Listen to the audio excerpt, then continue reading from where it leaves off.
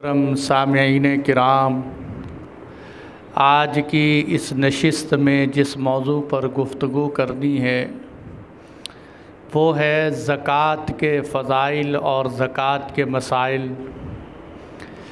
इस मौजू की ज़रूरत इसलिए भी ज़्यादा महसूस हुई कि रमज़ान के महीने में लोग अक्सर ज़कात देते हैं, तो इसलिए सोचा कि क्यों ना ज़कात की अदायगी से पहले ज़कात के हवाले से चंद बातें अर्ज़ कर दी जाएँ। अल्लाह जल्ल जलालहू से दुआ है कि वो हमें ज़कात के मसाइल समझने की और उस पर अमल करने की तौफ़ीक़ अता फ़रमाए। मेरे दोस्तों, ज़कात का लफ्ज़ जो है इसका तर्जुमा है बढ़ोतरी, ज़्यादती को ज़कात कहते हैं। किसी बढ़ी हुई चीज़ को ज़कात कहते हैं। इमाम राग़िब अस्फ़हानी रहमतुल्लाह अलैह बड़ी अजीब बात लिखते हैं, फ़रमाते हैं कि ज़कात माल के अंदर उस मानवी बढ़ोतरी का नाम है जो अल्लाह ताला की तरफ से बरकत के तौर पर रख दी जाती है। ज़कात उस मानवी बढ़ोतरी का नाम है जो अल्लाह ताला की तरफ से बरकत के तौर पर रख दी जाती है, और शरीयत की इस्तिलाह में उस माल को कहते हैं कि जो इंसान पर फ़र्ज़ हो चुका हो उसको अल्लाह की राह में ख़र्च करने को ज़कात कहते हैं। ज़कात सन 2 हिजरी के अंदर फ़र्ज़ हुई। ज़कात की फ़र्ज़ियत कुरान की कई आयात से साबित है और ज़कात की फ़र्ज़ियत अहादीस से भी साबित है। ज़कात की फ़र्ज़ियत के ऊपर पूरी उम्मत का इजमा और इत्तिफ़ाक़ है।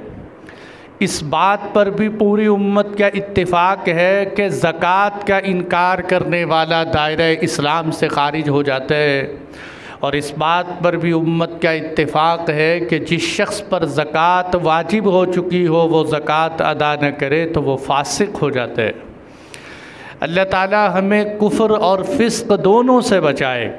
मेरे दोस्तों, ज़कात वो इतनी ताकत और अहमियत की चीज़ है कि अल्लाह ताला ने कुरान करीम में 70 से ज़ायद मकामात पर नमाज और ज़कात का इकट्ठे तज़किरा किया। अब सूरह बक़रा के अंदर देख लीजिए, अल्लाह जल्ल जलालहू इरशाद फरमाते हैं, अक़ीमुस्सलात व आतुज़्ज़कात वरकऊ मअर्राकिईन, नमाज कायम करो, ज़कात अदा करो और रुकू करने वालों के साथ रुकू करो। फिर सूरह बक़रा में अल्लाह इरशाद फरमाते हैं, अक़ीमुस्सला व आतुज़्ज़का, नमाज कायम करो, ज़कात अदा करो। फिर सूरह बक़रा में अल्लाह फरमाते हैं मोमिनों की निशानियाँ ये हैं कि वल्मुक़ीमीनस्सलात वल्मुतूनज़्ज़का, नमाज को कायम करते हैं, ज़कात अदा करते हैं। सूरह निसा में अल्लाह ताला ने फरमाया नेकी सिर्फ़ ये नहीं है बल्कि नेकियां ये भी हैं कि वो लोग नमाज कायम करते हैं, ज़कात अदा करते हैं। तो कई मकामात पर अल्लाह ताला ने नमाज कायम करते हैं, ज़कात अदा करते हैं। इससे ये पता चलता है कि अल्लाह ताला की नज़र में जितनी अहमियत नमाज की है उतनी ही अहमियत ज़कात की है। इसीलिए अल्लाह ताला ने कई मकामात पर नमाज और ज़कात को इकट्ठे ज़िक्र किया, और नमाज और ज़कात को इकट्ठे ज़िक्र करने में हिकमतें भी कि नमाज इंसान की बदनी इबादत है, ज़कात इंसान की माली इबादत है। नमाज के ज़रिए से इंसान का बदन पाक होता है, ज़कात के ज़रिए से इंसान का माल पाक होता है। जिस तरह पहली उम्मतों के ऊपर भी नमाज फ़र्ज़ थी, किसी पर 2 थी, किसी पर 1 थी, इसी तरह मेरे दोस्तों पहली उम्मतों पर भी ज़कात फ़र्ज़ थी। बस फ़र्क इतना था कि पहली उम्मतों के अंदर ज़कात का माल गरीबों को देने की इजाज़त नहीं थी, बल्कि वो माल उठाकर पहाड़ों पे रख दिया जाता, आग आती उस माल को खा जाती तो समझते थे ज़कात कबूल हो गई। लेकिन इस उम्मत के ऊपर अल्लाह ताला ने एहसानात फरमाए कि तुम ज़कात भी अदा करो, लेकिन ज़कात की अदायगी अपनी उम्मत के गुरबा के अंदर ही सरफ़ कर सकते हो। तो इससे मेरे दोस्तों यूँ अल्लाह ताला ने कुरान में नमाज और ज़कात का तज़किरा किया, और कहीं कहीं कुरान में अल्लाह ताला ने इन्फ़ाक़ कहते हैं ख़र्च करने को, ख़र्च करने का तज़किरा किया कि ख़र्च नेकी जैसे अल्लाह ताला ने सूरह बकरा के शुरू के अंदर ही बिल्कुल फरमाया कि ये कुरान किन के लिए हिदायत है, जो गैब पर ईमान लाते हैं, जो नमाज़ें कायम करते हैं और हमारे दिए हुए माल में से खर्च करते हैं। यहाँ इन्फाक का अपने अल्लाह के रास्ते में ख़र्च करने का तज़किरा किया और कुरान करीम में अल्लाह ताला ने मुतअद्दिद मिसालें दे देकर कुरान ज़कात के फ़ज़ाइल समझाए, अल्लाह के रास्ते में ख़र्च करने के फ़ज़ाइल समझाए। अल्लाह ताला इरशाद फरमाते हैं, मसलुल्लज़ीना युनफ़िक़ूना अमवालहुम फ़ी सबीलिल्लाह, उन लोगों की मिसाल कि जो राहे खुदा में ख़र्च करते हैं, उनकी मिसाल तो उस काश्तकार की तरह है कि जो ज़मीन के अंदर एक दाना लगाता है, जो ज़मीन को एक दाना देता है, ज़मीन उसको बदले में 700 दाने देती है। इसी तरह जो आदमी अल्लाह के रास्ते में इखलास के साथ 1 रुपया खर्च करता है, अल्लाह ताला उसको लौटाकर 700 देते हैं कि तुम एक लगाओगे, खुदा तुम्हें 700 लौटाएगा। और 7 फरमाया, ये तो मैंने वैसे ज़ाब्ता बयान किया है, वल्लाहु युज़ाइफ़ु लिमन यशा, तेरा खुदा इससे भी बढ़ा चढ़ा के दे सकते हैं। अल्लाह ताला जिसको चाहे इससे भी बढ़ा चढ़ा के दे दे। मुमकिन है कि कोई आदमी मेरे दोस्तों 1 रुपया खर्च करे, अल्लाह उसको 1 के बदले में 700 नहीं बल्कि 7000 का सवाब अता फरमा दे। और इसी तरह मुमकिन है कि कोई आदमी 1 खर्च करे, अल्लाह ताला उसको उसके बदले में 7000 नहीं 7 लाख का सवाब अता फरमा दे। इसलिए कि अल्लाह ताला के यहाँ सवाब देते वक़्त, जिस वक़्त सवाब मिलता है, सवाब देते वक़्त अल्लाह के यहाँ नीयत का इखलास चेक किया जाता है। जिस कदर इंसान का इखलास मज़बूत होगा, उसी के बक़दर अल्लाह ताला इसको नेकियां अता फ़रमाएंगे। आगे फ़रमाया, वल्लाहु वासिउन अलीम, अल्लाह ताला कुशादा हैं। अल्लाह ताला इस बात से नहीं डरते कि मैं 1 के बदले में 700 दूँगा तो मेरे ख़जानों में कमी आ जाएगी। अल्लाह ताला बड़े वसी और कुशादा हैं। अलीमुन, अल्लाह तेरे दिल की नीयत से जानते हैं कि तूने किस नीयत से माल खर्च किया है। तो इसलिए मेरे दोस्तों, हो सकता है कि एक गरीब आदमी 1 रुपया खर्च करे और एक मालदार आदमी लाखों रुपया खर्च करे, लेकिन उस बेचारे की नीयत ये हो कि मेरी शोहरत हो जाए, मेरा दिखलावा हो जाए, उसकी नीयत सियासत की हो, उसकी नीयत वोटें लेने की हो, उसकी नीयत इंसानों को अपनी तरफ मुतवज्जे करने की हो, तो वो गरीब जो 1 रुपया देने वाला है, जिसके अंदर इखलास है, वो उसके लाखों से बढ़ जाएगा। इसलिए कि अल्लाह ताला के यहाँ इखलास का मूल्य पड़ता है, इखलास की वैल्यू है अल्लाह ताला के यहाँ। तो अल्लाह ताला फरमाते हैं, वल्लाहु वासिउन अलीम, अल्लाह ताला कुशादा भी हैं, नीयतों से वाकिफ़ भी हैं। और इसी तरह मेरे दोस्तों, नमाज की फ़र्ज़ियत का अंदाज़ा इससे लगाइए कि हुज़ूर सल्लल्लाहु अलैहि वसल्लम ने जिस वक़्त हज़रत मुआज़ इब्न जबल को यमन की तरफ रवाना किया, आपने फ़रमाया, ए मुआज़, हज़रत मुआज़ हुज़ूर के बड़े प्यारे और महबूब सहाबी थे। आपने फ़रमाया, मुआज़ तू यमन की तरफ जा रहे, यमन में रहने वाले अहले किताब बहुत ज़्यादा हैं, तो उनको तौहीद की दावत देना, फिर उसके बाद रिसालत की दावत देना, और जब वो तौहीद और रिसालत पर ईमान ले आएँ तो उनको बतलाना कि अल्लाह ने दिन भर में तुम्हारे ऊपर 5 नमाज़ें फ़र्ज़ की हैं, अल्लाह ने दिन भर में तुम्हारे ऊपर 5 नमाज़ें फ़र्ज़ की हैं। आपने फ़रमाया, जब वो नमाज़ों को मान जाएं तो उसके बाद ये बतलाना कि तुम्हारे मालदारों से ज़कात ली जाएगी, फ़ुक़रा पर ख़र्च की जाएगी, तुम्हारे मालदारों से ज़कात दी जाएगी, फ़ुक़रा पर ख़र्च कर दी जाएगी। यहाँ भी हुज़ूर सल्लल्लाहु अलैहि वसल्लम ने नमाज के बाद ज़कात का तज़किरा किया। और मेरे दोस्तों, वो वक़्त आपको याद होगा जो चंद जुमे पहले मैंने हज़रत अबू बकर सिद्दीक़ का सुनाया था कि जिस वक़्त हुज़ूर दुनिया से रुख़्सत हुए, लोगों ने ज़कात का इनकार किया। उन्होंने कहा, हम नमाज़ें पढ़ेंगे लेकिन ज़कात नहीं देंगे, ज़कात हुज़ूर के साथ ख़ास थी। हज़रत अबू बकर रज़ियल्लाहु अन्हु ने उस वक़्त जो जुमले कहे थे, वल्लाहि लउक़ातिलन्न मन फ़र्रक़ बैन अस्सलाति वज़्ज़का, अल्लाह की कसम मैं उस शख्स से क़िताल करूँगा जिसने नमाज और ज़कात ज़कात में फ़र्क कर दिया। जो नमाज और ज़कात में फ़र्क करेगा मैं हर उस शख्स से जिहाद करूँगा। इसलिए हुज़ूर सल्लल्लाहु अलैहि वसल्लम ने हज़रत मुआद इब्न जबल को नमाज की अहमियत बतला कर भेजा। और एक और हदीस में हुज़ूर सल्लल्लाहु अलैहि वसल्लम ने फ़रमाया कि ज़कात इन्नमा हिया औसाखुन्नास, कि ज़कात माल की मैल कुचैल होती है, ज़कात माल की मैल कुचैल होती है। इसलिए आपने फ़रमाया मैं आले मोहम्मद के लिए ज़कात को हराम करता हूँ, मैं आले मोहम्मद के लिए ज़कात को हराम करता हूँ कि ख़ानदान नबुव्वत को मैं मैल कुचैल नहीं खिलाना चाहता। और दूसरी हदीस में हुज़ूर सल्लल्लाहु अलैहि वसल्लम ने इरशाद फरमाया कि जब इंसान के माल पर साल गुज़र जाता है तो गंदगी निकल कर ऊपर आ जाती है। अगर बंदा इसको हटा दे तो अल्लाह इसके बकिया माल को पाक कर देते हैं, और अगर ये गंदगी ना हटाए तो ये गंदगी जब माल के अंदर जाती है तो मुसीबतें और आफ़ात लेकर आती है, मुसीबतें और आफ़ात लेकर आती है। इस तरह मेरे दोस्तों हुज़ूर सल्लल्लाहु अलैहि वसल्लम ने ज़कात की अहमियत उजागर की।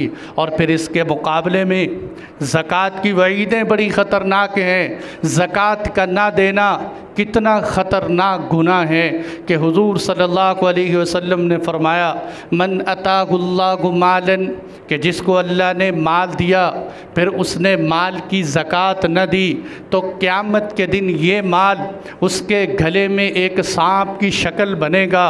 और आपने फ़रमाया वो सांप कैसा होगा, वो गंजा और जहरीला सांप होगा, और वो इंसान के सामने खड़ा होकर इंसान के दोनों जबड़ों को पकड़ेगा और पकड़ कर कहेगा अना मालुका अना कन्जुका, मैं तेरा वो माल हूँ, मैं तेरा ख़ज़ाना हूँ।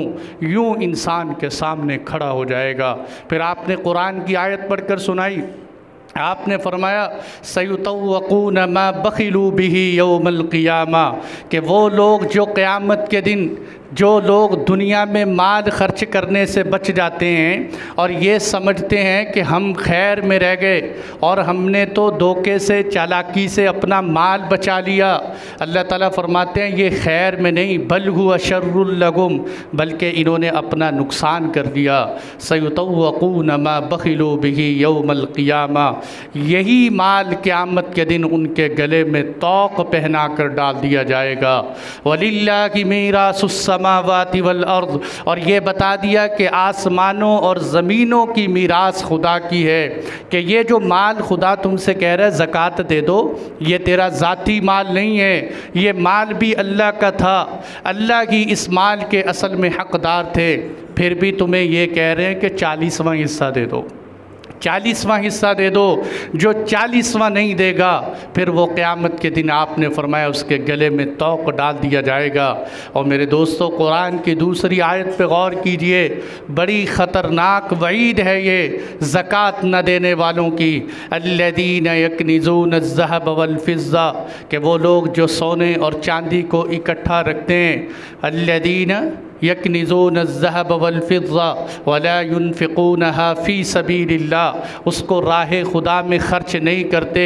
फ़बश्शिरहुम बिअज़ाबिन अलीम, ए पैगम्बर आप इनको दर्दनाक अज़ाब की बशारत सुना दीजिए।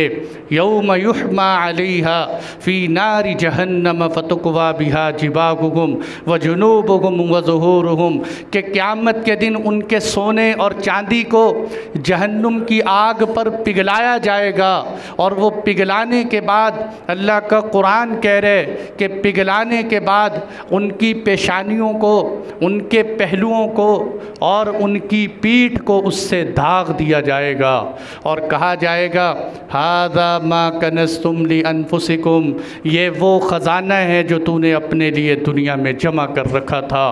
फ़ज़ूक़ू मा कुंतुम तकनिज़ून, चखो इस ख़ज़ाने का मज़ा। तो ये ख़ज़ाने का मज़ा कि पेशानी दाग दी जाएगी, पहलू दाग दिया जाएगा, पुश्त दाग दी जाएगी, उलमा ने बड़ी अजीब बात लिखी है कि अल्लाह ताला ने कुरान में 3 चीज़ों को अज़ाब देने का ज़िक्र फरमाया कि जो ज़कात नहीं देता, खुदा की राह में माल खर्च नहीं करता, उसकी पेशानी को अज़ाब होगा, उसके पहलू को अज़ाब होगा और उसकी पुश्त को अज़ाब होगा। ये किस लिए कहा? इसलिए कि जब कोई बंदा किसी को कहते है भाई अल्लाह के रास्ते में माल खर्च कर दो, तो उसकी पेशानी पे बल पड़ जाते हैं, उसकी पेशानी पे बल पड़ जाते हैं, गुस्सा करते हैं कि इसने मुझे क्यों कहा कि मैं माल लगाऊं। और कभी कभी गुस्से की वजह से वो अपना पहलू यूं फेर देते हैं और कभी कभी गुस्से की वजह से वो अपना चेहरा मोड़कर उस कहने वाले की तरफ पीठ कर देते हैं। इसीलिए अल्लाह ताला 3 जगहों को दाग देंगे, इसकी पेशानी को, इसके पहलुओं को और इसकी कमर को, कि अल्लाह का नाम सुनते हुए इसको चिढ़ आती थी कि मुझे क्यों राह खुदा में खर्च करने का कहा गया।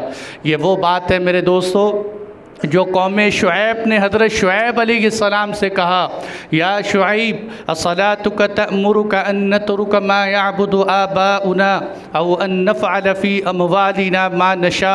ऐ शुऐब, क्या तेरी नमाज हमें ये बतलाती है कि हम अपने आबाओ अजदाद के माबूदों की इबादत छोड़ दें? और क्या तेरी नमाज हमें ये बतलाती है कि हम अपने माल में जिस तरह चाहे तसर्रुफ़ करना छोड़ दें, हम अपने मालों के अंदर अपनी मर्ज़ी से तसर्रुफ़ ना करें? ये बात हज़रत शुऐब अलैहिस्सलाम के ज़माने के मुशरिकीन भी समझते थे कि अगर नमाज पढ़नी पड़ी तो नमाज बतलाएगी कि माल कहाँ से कमाने, कहाँ खर्च करने।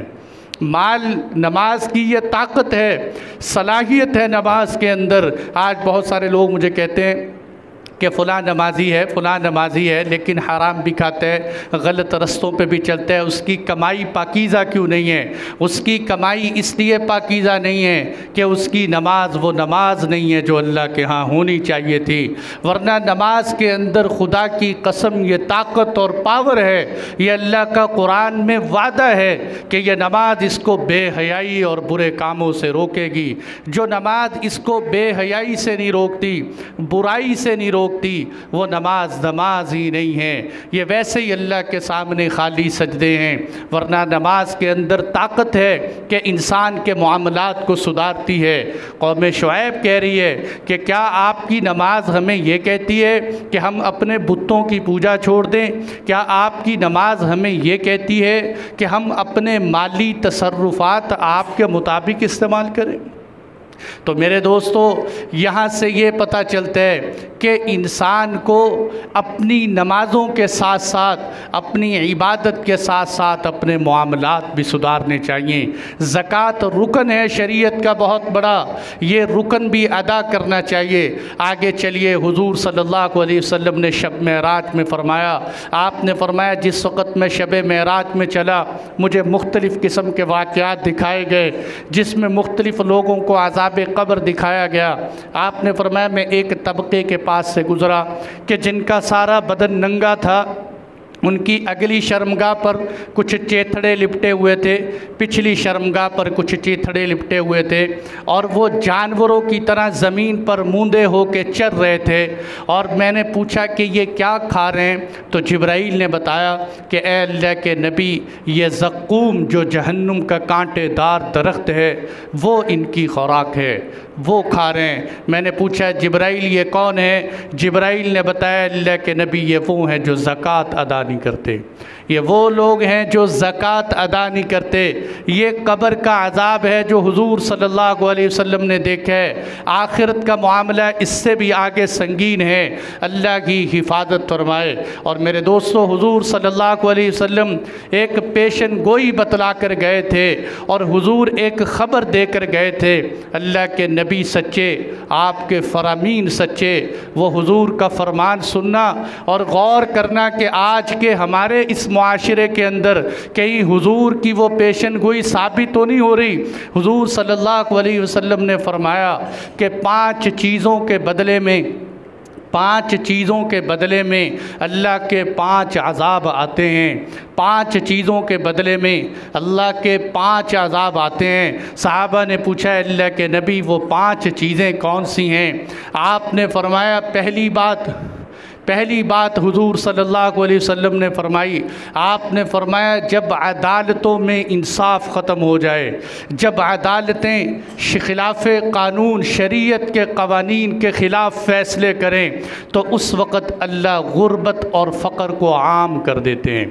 उस वक़्त अल्लाह गुर्बत और फ़क़र को आम कर देते हैं। आपने फरमाया जब बदअहदी होने लगे, मुआहदात की ख़िलाफ़ वर्जी होने लगे, उस वक़्त अल्लाह दुश्मनों को मुसल्लत कर देते हैं। जब मुआहदात की ख़िलाफ़ वर्जी हो, अल्लाह दुश्मनों को मुसल्लत कर देते हैं। आपने तीसरी बात फरमाई कि जब नाप तोल में कमी हो जाए, जब नाप तोल में कमी हो जाए तो उस वक़्त अल्लाह की तरफ से कहत साली मुतय्यन हो जाती है, खुश्क साली आ जाती है। आपने फरमाया चौथी बात बड़ी पॉइंट की है, आपने फरमाया जब किसी कौम में बेहयाई फैल जाए, फहाशी फैल जाए, ज़िना आम हो जाए, हया की तमीज़ न रहे जब किसी कौम के अंदर, तो वहाँ अचानक मौतें आती हैं, वहाँ अमवात की कसरत हो जाती है। और एक हदीस मैंने कुछ दिन पहले पढ़ी, ये इसके हटकर, कि जिस कौम के अंदर बेहयाई फैल जाती है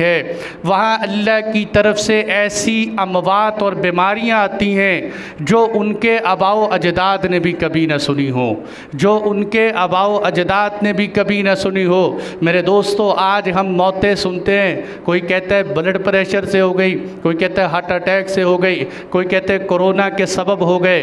ठीक है, जिस बीमारी के सबब भी हुए, हमारी नज़रें सिर्फ बीमारी पे जाती हैं, ख़त्म हो जाती हैं। ये नहीं देखते कि हमारे मुआशरे के अंदर हुजूर ने क्या पेशन गोई दी थी। आपने हया का दर्स दिया था और उम्मत से हया उठता जा रहा है। हमारी शादी ब्याहों के अंदर, बड़े से बड़े मुत्तकी घरानों की शादियों के अंदर हया का पर्दा फाश हो जाता है।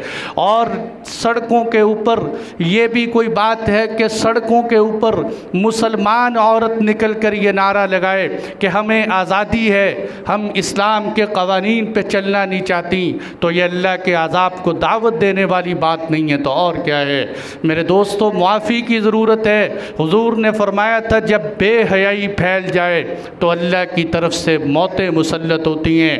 अगली बात, पाँचवीं बात, हुजूर सल्लल्लाहु अलैहि वसल्लम ने फरमाया कि जब कोई कौम ज़कात अदा नहीं करती, जब कोई कौम ज़कात अदा नहीं करती तो अल्लाह उन पर से बारिशें रोक लेते हैं। अल्लाह ताला उनसे बारिशें रोक लेते हैं। बारिश खुदा की रहमत होती है, अल्लाह अपनी रहमतें रोक लेते हैं जो ज़कात अदा नहीं करते।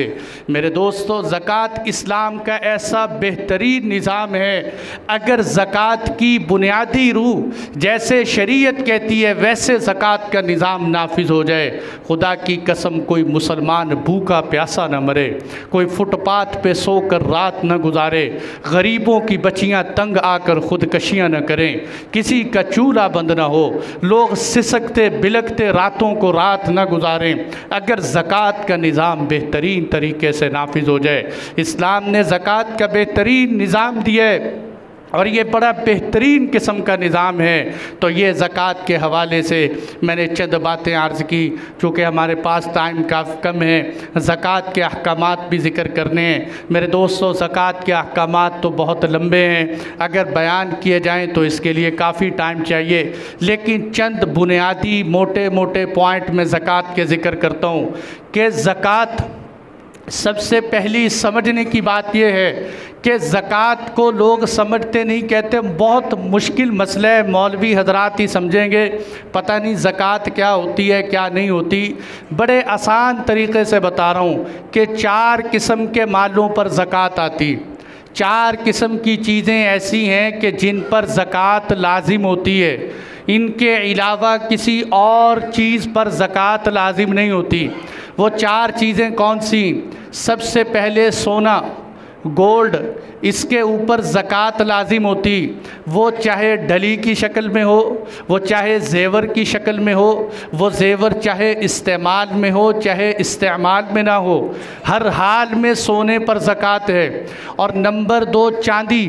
चांदी जिस हालत में भी हो आपके पास, अंगूठी की शक्ल में हो, वो आपके पास घर में मौजूद हो, हर हाल में चांदी पर ज़कात है।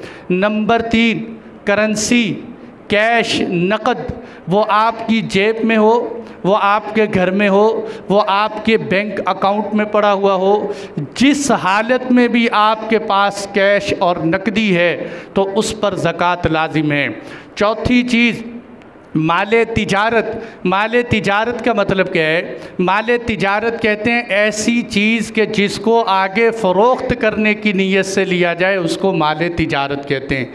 आपने इस नीयत से प्लाट ख़रीदा कि मैं इस प्लाट को कल सौदा मिला तो आगे सेल कर दूंगा, ये माले तिजारत है।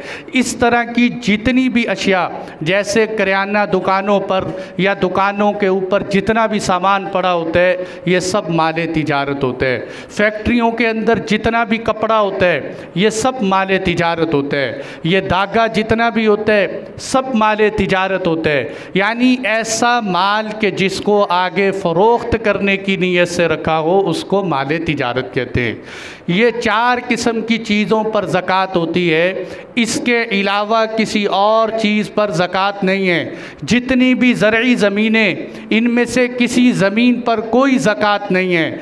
घर का रिहायशी मकान, इस पर कोई ज़कात नहीं है। आपने मकानात अपने रहने के लिए 6-7 गाड़ियाँ रखी हुई हैं, किसी गाड़ी पर कोई ज़कात नहीं है। ये सिर्फ़ 4 किस्म के माल हैं कि जिन पर ज़कात होती है। अब अगली बात मेरे दोस्तों समझने की ये है कि ये तो हमें पता चल गया कि 4 चीज़ों पर ज़कात होती है। अगली बात ये है कि ज़कात की मिक़दार क्या है, वो निसाब और सिलेबस क्या है कि जितनी वो मिक़दार हो तो इंसान पर ज़कात वाजिब हो जाती। उसमें ये है कि अगर किसी के पास सिर्फ़ सोना हो, पहले नंबर की चीज़ सिर्फ़ और सिर्फ सोना हो, और उसके पास सोने के अलावा कुछ भी ना हो, ना उसके पास नकदी पैसे हों, ना उसके पास चांदी हो, ना उसके पास माले तिजारत हो, और ऐसा आदमी होता नहीं। लेकिन शरीयत का एक मसला है कि अगर किसी के पास ये सूरत हो तो उसका हुक्म ये है कि 7.5 तोले सोना हो तो उस पर ज़कात लाजिम हो गई। अगर किसी के पास सिर्फ़ और सिर्फ सोना है, लेकिन अगर किसी के पास चारों चीज़ें थोड़ी थोड़ी हैं, सोना भी है, चांदी भी है, और उसके पास माल भी है, और उसके पास माले तिजारत भी है, पैसे भी हैं, 4 चीज़ें हैं, थोड़ी थोड़ी हैं, तो 52.5 तोले चांदी के बराबर उसके पास पैसे हों तो उस पर ज़कात लाजिम हो जाती।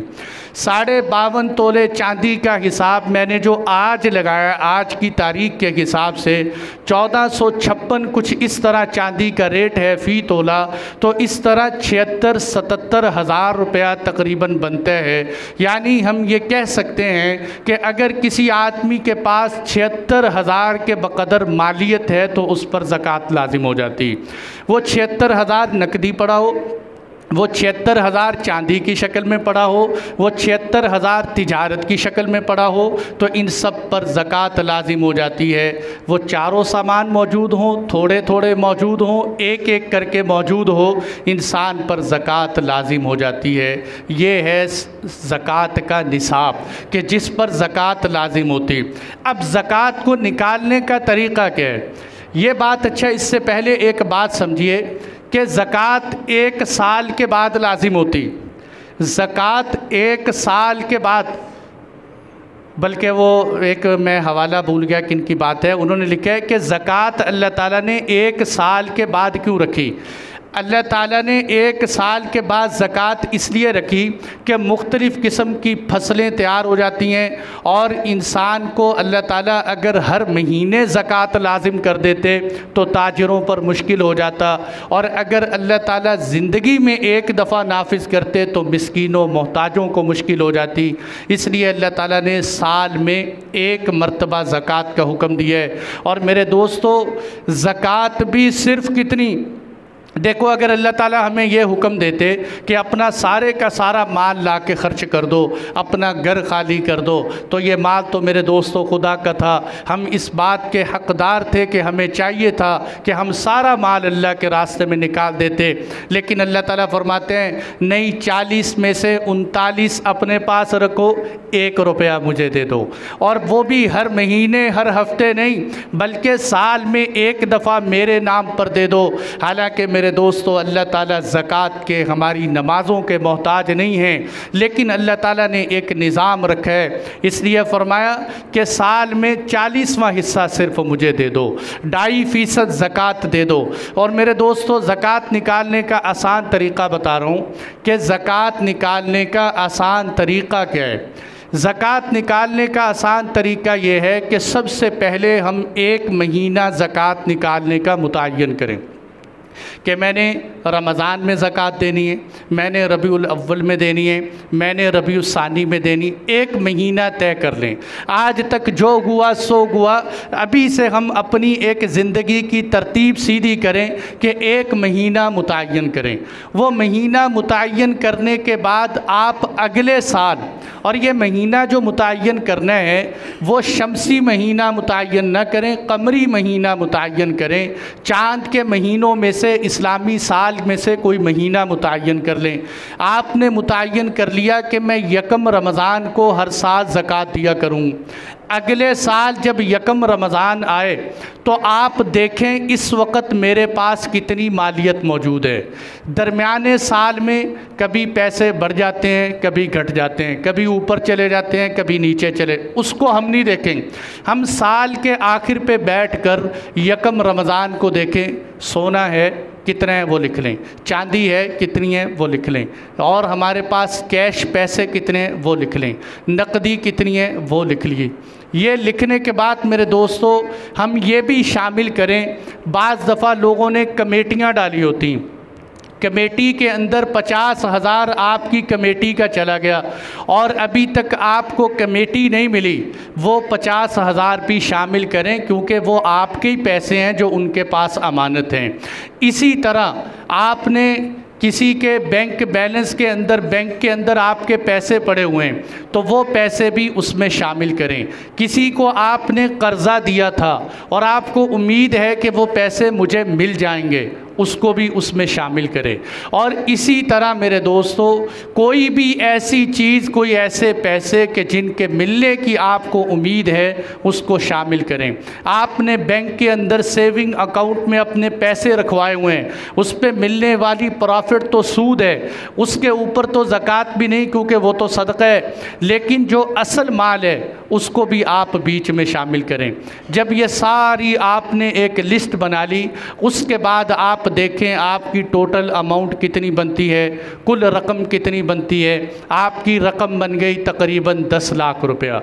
अब इस 10 लाख में से जो आपने किसी का कर्ज़ा देना है, जो आपने लोगों के कर्ज़े देने, वो उसमें से माइनस करें, और माइनस करने के बाद जो आपके पास रकम बने उसको 40 पे तकसीम कर दें तो आपकी ज़कात निकल आएगी। उसको 40 पे तकसीम करेंगे, कुल रकम इकट्ठी करें, कुल रकम इकट्ठी करने के बाद उसमें से कर्ज़े को मिनहा कर दें, माइनस कर दें। माइनस करने के बाद जो रकम आपके पास बचती है उस पर 2.5% के हिसाब से ज़कात निकालें। मेरे दोस्तों बहुत सारे लोग ये कहते हैं कि हम जी अंदाज़े से ज़कात दे ही देते हैं, तकरीबन हमारी ज़कात हो ही जाती है। ये शरीयत में अंदाज़ों से काम नहीं लेना चाहिए। अपनी ज़कात मुतय्यन करके, फ़िक्स करके ज़कात दें। ये जो मैंने बताया कि महीना मुतय्यन करें, इसलिए कि हम महीना मुतय्यन नहीं करते, कई साल गुज़र जाते हैं और हमारे ऊपर कई सालों की ज़कात रह जाती है, और उसकी वईदें मैं सुना चुका हूँ, कितनी ख़तरनाक वईदें हैं। और इसमें ये बात भी है कि महीना मुतय्यन करना तो आपने यकम रमज़ान को ज़कात देनी, यकम रमज़ान को आपने हिसाब करना है, लेकिन आप ज़कात पेशगी भी दे सकते हैं। आप रमज़ान के आने से पहले भी अपनी ज़कात निकाल सकते हैं। और इस तरह ज़कात निकालने के 2 बड़े फ़ायदे भी हैं। एक बड़ा फ़ायदा ये है, तजर्बे से ये बात साबित है कि बड़ा फ़ायदा ये है कि इंसान जब अपनी ज़कात थोड़ी थोड़ी निकालता रहता है तो एकदम उस पर बोझ महसूस नहीं होता। जब आपने यकम रमज़ान को ज़कात का हिसाब लगाया तो वो 5 लाख बन गई। अब नफ्स तो कमज़ोर है, वो हीले बहाने लगाएगा ज़कात हाथ छुड़ाने के लिए। तो अगर बंदा दरमियाने साल में ही थोड़ी थोड़ी करके ज़कात देता रहे तो उसके लिए शरीयत के हुक्म पर चलना आसान हो जाता है। और दूसरी बात मेरे दोस्तों ये है कि देखो होता ये है कि यकम रमज़ान को ज़कात का हिसाब लगाया, अब बंदा ज़कात फ़ौरन देना चाहता है, मुस्तहिक मिलता नहीं है, वो कहता है चलो जो भी सामने आ गया बस उसको ज़कात दे दो। साल भर के अंदर आपको मुस्तहिक का मौका है कि आप जिस वक़्त जिस मुस्तहिक को तलाश करें और उस तक उसको ज़कात पहुंचा दें। बहुत सारे मेरे भाई सऊदी अरब में जाते हैं उम्रा करने के लिए कि हम सऊदी अरब में जाके ज़कात देंगे तो वहाँ एक का लाख के बराबर सवाब मिलता है, मस्जिद नबवी में एक का 50,000 के बराबर सवाब मिलता है। सवाब तो बड़ी अच्छी बात है, लेकिन ज़कात को सही मुस्तहिक तक पहुँचाना ये सवाब से ज़्यादा ज़रूरी।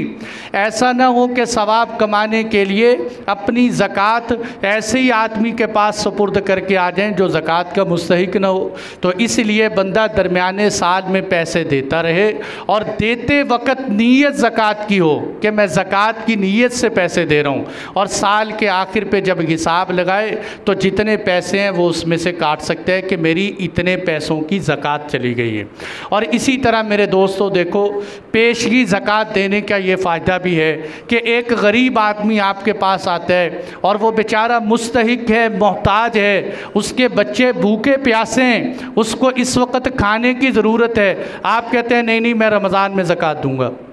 वो बेचारे को अभी मोहताज है, उसको अभी ज़रूरत है, आप रमज़ान में जाकर ज़कात देंगे, इसलिए आप उस भूखे की, मोहताज की, मिस्कीन की अभी से हाजत पूरी करें, साल का इंतज़ार न करें। लेकिन ये कोई गुनाह नहीं है कि अगर कोई आदमी साल का इंतज़ार करे, क्योंकि ज़कात तो साल के बाद होती है। और अगली बात मेरे दोस्तों ये समझें कि ज़कात टैक्स नहीं है, ज़कात टैक्स नहीं है, ये बहुत बड़ी गलत फहमी जहनों से निकालिए।